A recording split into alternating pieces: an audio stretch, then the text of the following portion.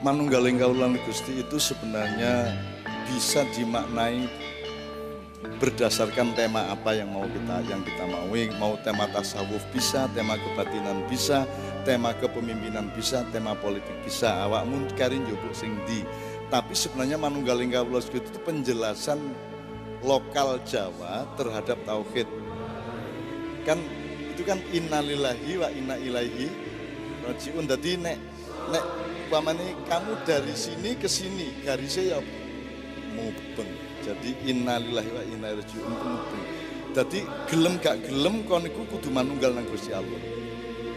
Wong kon teko Gusti Allah mesti tutuke nang Gusti Allah meneh lak ngono. Itu kalau mau pakai rohaniyah tasawuf. Tapi nek awakmu gawe kepemimpinan misalnya gawe sekolahan, misalnya Pak Kepala Sekolah orangnya Manunggaling Kawula Gusti itu artinya di dalam diri Pak Kepala Sekolah itu ada penyatuan antara Allah dengan murid-muridnya. Jadi Allah sama muridnya itu manunggal di dalam diri Pak Kepala Sekolah dan guru-guru.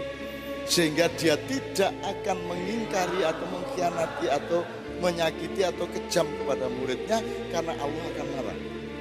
Dia juga tidak akan mengingkari Allah karena muridnya akan jadi korban. Jadi murid sama Allah itu menyatu di dalam hatinya kepala sekolah. Sama dengan kalau Anda menjadi presiden, menjadi gubernur, menjadi menteri, rakyat dan Allah itu menyatu di dalam jiwa. Manunggaling kawula rakyat dengan Gusti di dalam jiwa kita.